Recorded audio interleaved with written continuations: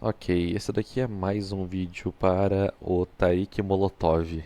Só que dessa vez o inimigo agora é outro. Então tá, Tarik, vamos lá. Imagina que tu foi estuprado por uma lesma, né? E daí depois por um camaleão. E daí depois por um rinoceronte.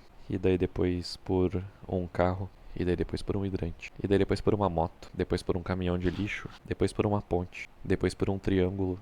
Depois pelas leis da matemática. Depois por um cavalo. Depois por outro hidrante e por outro carro também. Depois por um ser humano, depois por um gorila, depois por um chimpanzé, depois por um macaco. Que na verdade o ser humano é um macaco, né? A gente acaba se esquecendo disso. Mas então tá, né? Imagina essa situação. Que daí aparece o rinoceronte e ele pede desculpa pra ti. Mentira, ele não pede desculpa, ninguém pede desculpa. E mesmo se ele pedisse, ele ia fazer de novo. E é o que acontece. Então imagina só, né? Você tá lá andando na rua e daí o rinoceronte te estupra.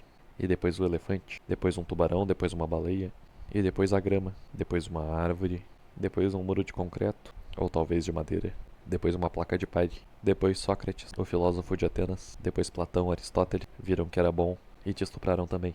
E daí depois veio a vergonha e o pudor e estupraram teu psicológico. Só que daí tu estuprou elas de volta porque esses sentimentos são contraproducentes, né?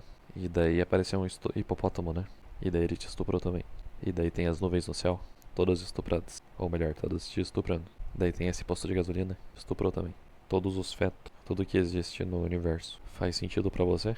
Eu acho que isso é uma reflexão profunda. Então vamos meditar essa questão até conseguirmos a entender completamente. Eu recomendo pelo menos meia hora de meditação a respeito da reflexão apresentada nesse vídeo. E eu espero que você tenha entendido de uma vez por todas o que de fato precisa ser entendido. Muito obrigado por me assistir e até o próximo vídeo. E até o próximo vídeo sobre filosofia. Ai meu pâncreas.